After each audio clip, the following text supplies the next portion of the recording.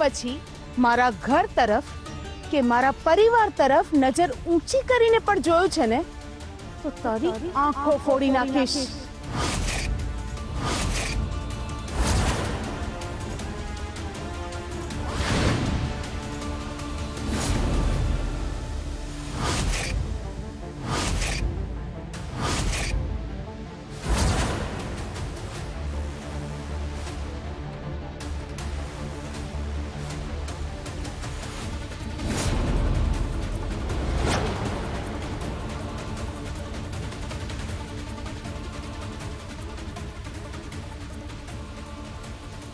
Mummy આ તે સારું નથી કર્યું. મારા પરિવાર માટે શું સારું છે ને શું નહીં એ હું બહુ સારી રીતે જાણું છું. મમ્મી કિયારા બધું જ ભૂલીને તારી પ્રોપર્ટી પાછી આપીને તારી માફી માંગી રહી છે. તું પ્લીઝ મમ્મી મન મોટું રાખીને એને માફ કરી દે ને. સોરી ક્રિશ, આ જન્મમાં એ શક્ય નથી.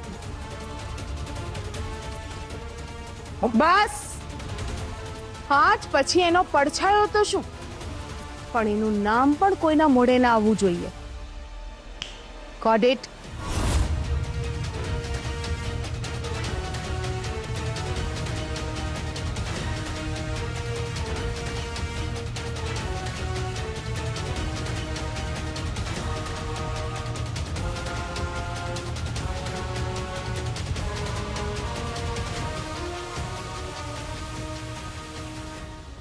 મારી મીઠડી, તને વાગ્યું તો નથી ને બેટા? ક્રિશે તો એમ કહ્યું હતું આપણા રહેવાની વ્યવસ્થા કરશે, પણ આ શું?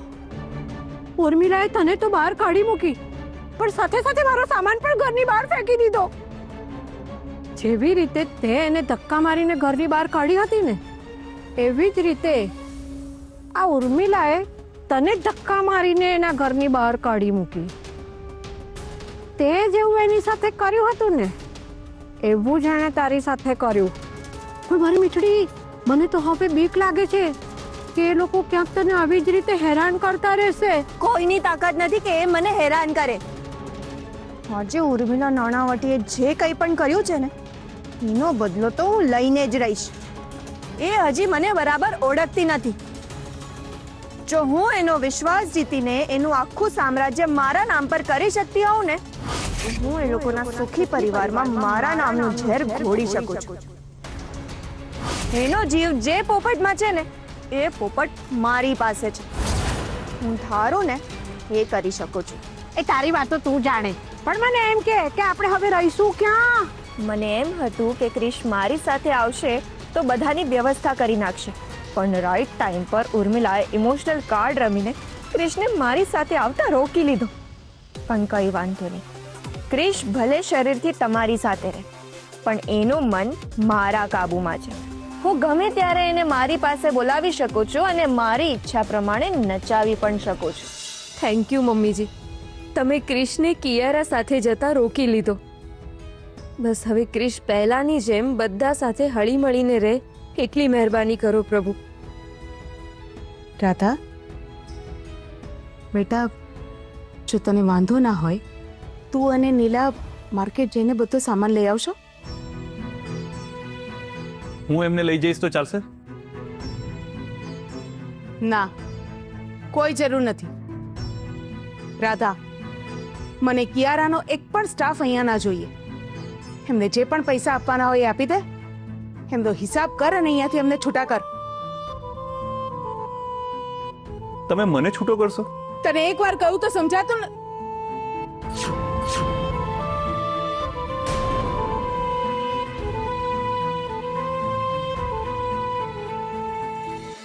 પ્રતિક, તું? હા મેડમ. આઈ મીન તું તો કિયારાનો ડ્રાઈવર છે ને? મને કઈ સમજાતું નથી.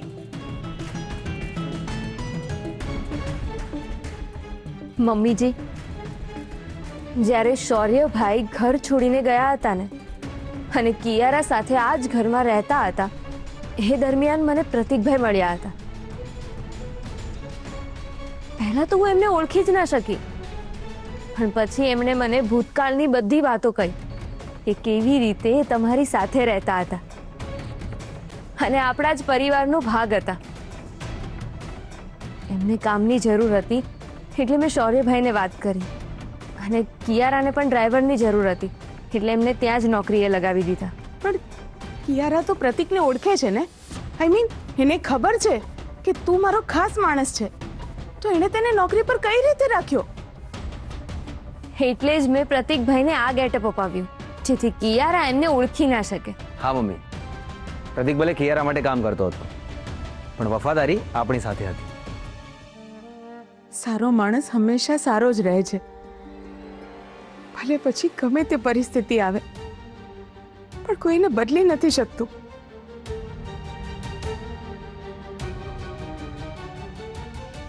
હવે તો હું રાધા ભાભી અને નીલા ભાભીને લઈને જઈ શકું છું ને? હા,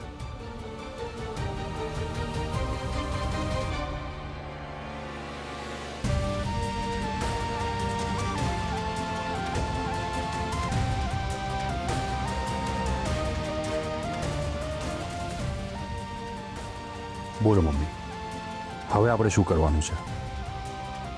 જો હવે હું જે કહું છું એ ધ્યાનથી સાંભળો. સૌથી પહેલા તો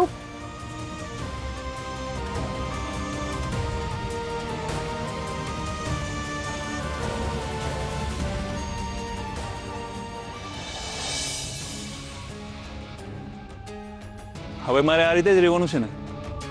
હા, હવે તમારે આ જ ગેટઅપમાં રહેવાનું છે. ખાલી આપણા ઘરવાળાને જ ખબર છે કે તમે પીકે નહીં પણ પ્રતિકભાઈ છો. બાકી દુનિયા માટે તો તમારે પીકે બનીને જ રહેવાનું છે. ઓકે, સમજી ગયો. આવો બેસો.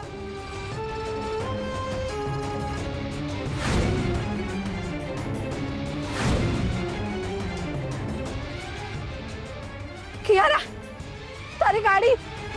પ્રતિકભાઈ ગાડી રોકો. તારા ડ્રાઈવરને કહે ને આપણને મૂકી જાય. અમને લોકોને રોડ સુધી મૂકી જાઓ. હું મારી માલકીનને લઈને બહાર જાઉં છું. તારી માલકીન તો આ છે. જેમ સમય બદલાય છે ને, એમ માલકીન પણ બદલાઈ જાય છે. કોણ છે તારી માલકીન?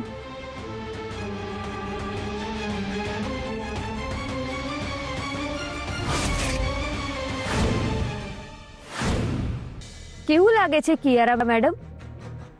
આવી ગયા ને ઓકાત પર. હેયો, આકાશથી જમીન પર આવી ગઈ, પણ હજી તારી ટણી ઓછી નથી થઈ. કઈ નહીં, આ તડકામાં તપીશ ને એટલે ઓટોમેટિક તારી બધી ચરબી ઓગળી જશે. બા, તમારે ક્યાંય જવું છે તો તમને મૂકી જાઉં. અરે જા જા, હું મારી મીઠડીને મૂકીને ક્યાંય નહીં જાઉં. સારું, જેવી તમારી મરજી. અરે હા કિયારા, તારી પાસે પૈસા વૈસા તો છે ને કે આપું? હજી તો મને ઓળખતી નથી રાધા. કિયારા, હવે ખાલી તને હું નહીં, તને આખું ઘર ઓળખવા લાગ્યું છે.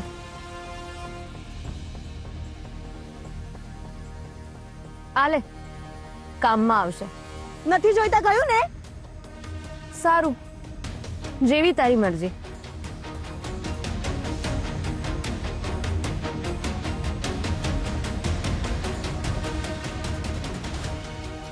Idiot, nonsense.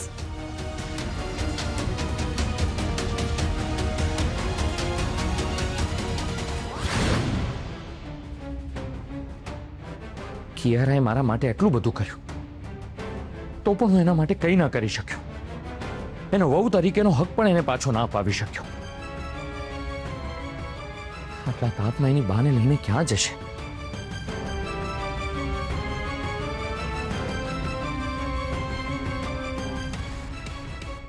કયા મોઢે એને ફોન કરું?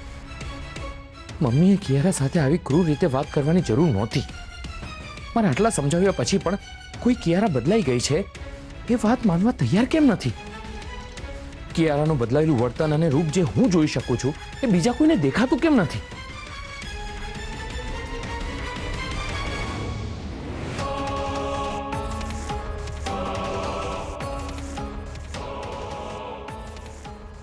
હેલો રાકેશ, કેમ છે દોસ્ત? મજામાં? હા, હું પણ મજામાં ભાઈ. ભાઈ, તારી એક હેલ્પ જોઈતી હતી. વરાછામાં જે તારો બંગલો છે ને, એ મારા બોસને થોડા દિવસ માટે રહેવા માટે આપીશ? અરે થેન્ક યુ સો મચ ભાઈ, thank you so much. Yes, મારી બોસનું નામ છે કિયારા મેડમ. શું? અરે પણ તું હમણાં તો આપવા માટે તૈયાર હતો, પછી અચાનક શું થયું?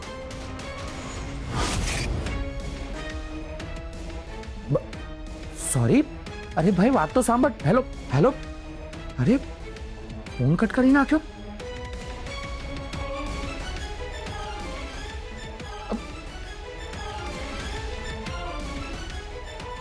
હવે કોને ફોન કરવો?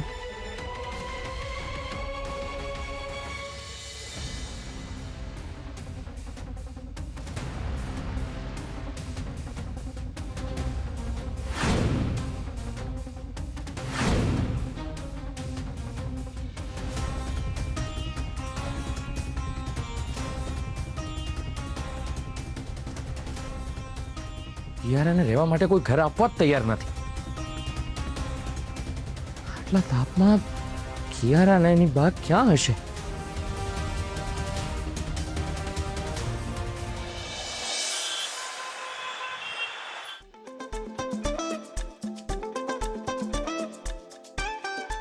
કિયારા, હવે મારાથી નહીં ચાલી શકાય. કોઈ રિક્ષા આવે તો રોકી લે.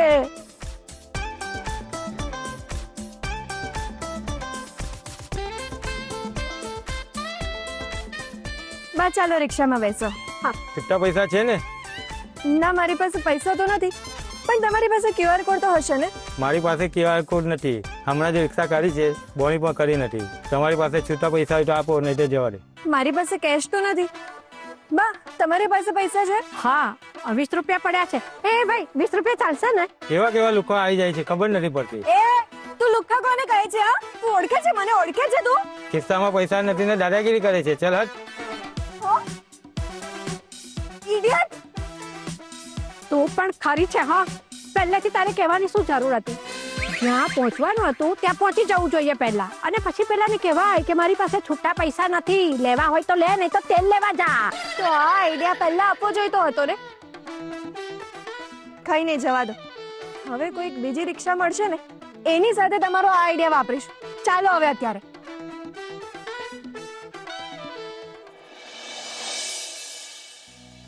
રાધા, બધો સામાન આવી ગયો છે, કંઈ જ બાકી નથી રહ્યું.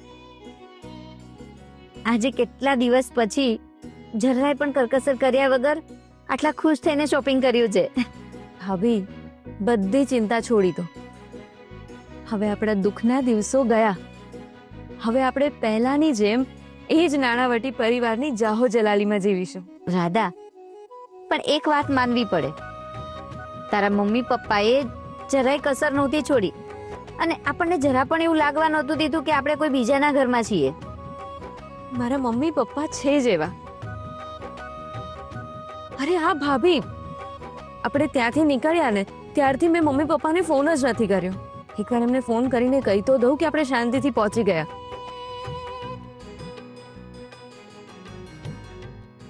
અરે લાગે છે હું ફોન ઘરે જ ભૂલી ગઈ. કંઈ નહીં, ઘરે જઈને એમને ફોન કરી દઈશ. અરે રાધા, કોઈ પ્રોબ્લેમમાં તો નહીં હોય ને? આટલા બધા ફોન કર્યા, એક ફોનનો રિપ્લાય નથી આપી રહી. એક કામ કરું છું, રાધાના પપ્પાને રાધાના ઘરે લઈ જાઉં છું. હા, નીલાનો ફોન. હલો નીલા, ઘરે બધા બરાબર છે ને? કોઈ ટેન્શન જેવું તો નથી ને? અને રાધા? મમ્મી, બધું ઠીક છે, કોઈ પ્રોબ્લેમ નથી. રાધા બેટા તું? હા, હું ને નીલા ભાભી શોપિંગ માટે ગયા હતા. હવે ઘરે જ જઈએ છીએ. રાધા, હું અને પપ્પા તને ક્યારના ફોન કરીએ છીએ, તું ફોન કેમ નથી ઉપાડતી? તને ખબર છે અમે કેટલા ટેન્શનમાં આવી ગયા હતા.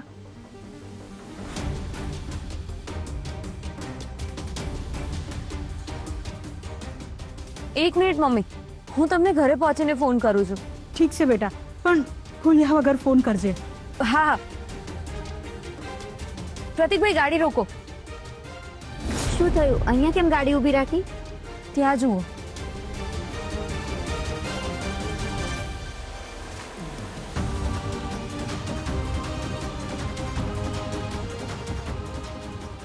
ગોડ, મારું અકાઉન્ટ ચાલુ છે, તમારા બેંકના સર્વરમાં પ્રોબ્લેમ છે ને, એટલે પેમેન્ટ નથી થઈ રહ્યું. તો એક કામ કરો ને, કેશ આપી દો ને. અરે કેશ નથી મારી પાસે. અરે તો હું શું કરું? જો, મારી સાથે ઘરડા બા છે, એમને તરસ લાગી છે, ભૂખ લાગી છે.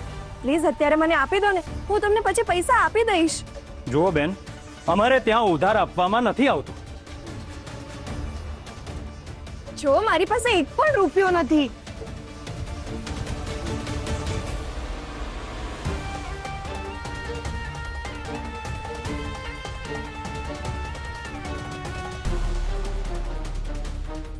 આપ મને પ્લીઝ એટલીસ્ટ પાણીની બોટલ તો આપો. લાવો 20 રૂપિયા. રહેવા દો. કમાલ છે, અત્યારે એક પણ અકાઉન્ટથી ઓનલાઈન પેમેન્ટ થઈ કેમ નથી રહ્યા? એક મિનિટ.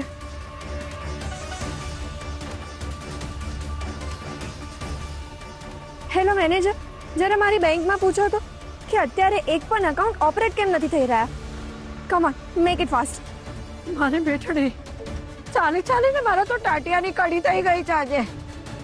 મને જો હમણાં પાણી ના મળ્યું ને તો ચક્કર આવશે અને હું પડી જઈશ. બા, મારી પાસે પાણી લાવવાના પણ પૈસા નથી. મારી પાસે છે પાણીની બોટલ લાવી લે એટલા પૈસા. 20 રૂપિયા લે, પાણી તો મળશે ને આપણને.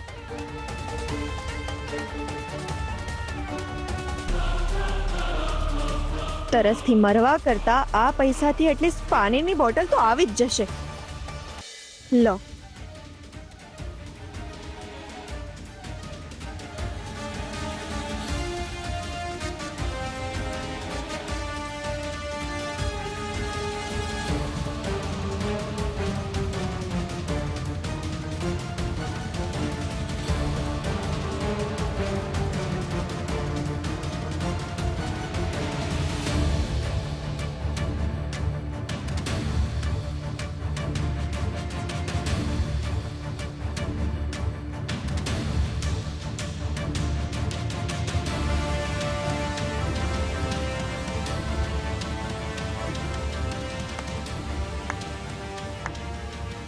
વાહ, તું શું કહેતી હતી કે તમારા પૈસાને તો હાથ પણ ના લગાવો, અને હવે એ જ પૈસાનું પાણી મોઢે લગાવીને પી રહી છે.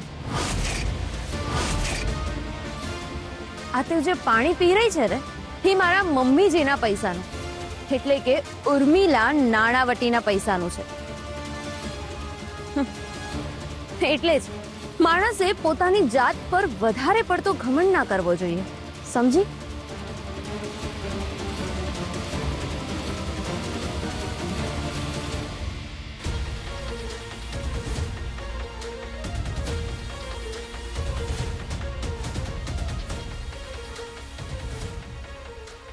આવી મોટી મને સમજાવવા વાળી. શું કરે છે તું આ? હા,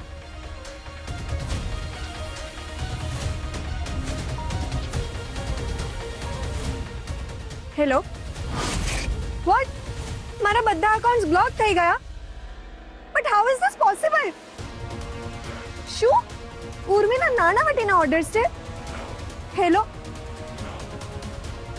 નો no no God.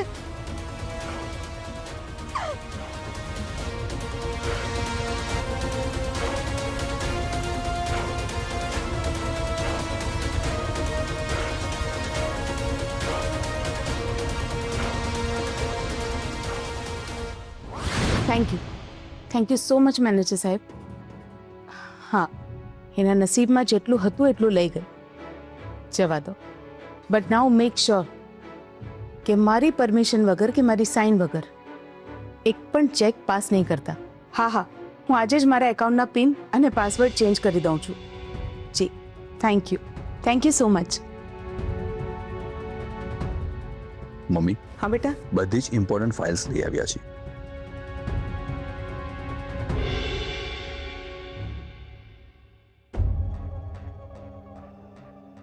That's good. એકવાર ચેક કરી લઈએ એટલે ક્યાં એણે ફ્રોડ કર્યું છે એ ખબર પડી જાય. Yes mummy, you are right. હા, આવતી વખતે અમે લોકો આપણા જેટલા પણ જૂના ક્લાયન્ટ્સ અને વેન્ડર્સ છે ને એમને પણ જાણ કરી દીધી છે કે હવે તમે ટેક ઓવર કરી લીધું છે. હા મમ્મી, એ લોકો આ સાંભળીને બહુ જ ખુશ થયા. સાચે જ એ લોકો કિયારાના રૂડ અને એરોગન્ટ નેચરથી કંટાળી ગયા હતા. હા, ઘણા જૂના ક્લાયન્ટ્સે તો કિયારાના બિહેવિયરને કારણે એમએસબી ગ્રુપ સાથે છેડો ફાડી નાખ્યો છે.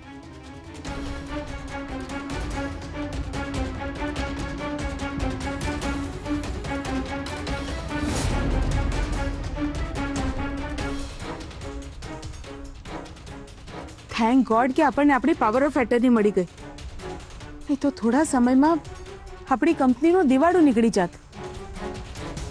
હર્ષ, તું એક કામ કર બેટા, આવતીકાલે સીએ ને બોલાવી લે, એટલે પ્રોફિટ અને લોસ વિશે થોડું ડિસ્કશન થઈ જાય. ઠીક છે. શૌર્ય, તું તારો નવો બિઝનેસ શરૂ કરવા માંગે છે ને? હા મમ્મી, પણ હવે એમએસબી પાછી મળી ગઈ છે તો હું વિચારું છું કે મોટાભાઈ અને ક્રિશભાઈ સાથે જ કામ કરું. અને હા, હવે તારે કંઈ નથી કરવાનું, તારે ફક્ત અમને બધાને ગાઈડ કરવાના છે. હા મમ્મી, હવે તમારી રિટાયરમેન્ટ લાઈફ એન્જોય કરો. મારા દીકરાઓ મોટા થઈ ગયા છે. ખરેખર હું નસીબદાર છું કે મને તમારા જેવા દીકરાઓ અને રાધા અને નીલા જેવી વહુઓ પડી છે.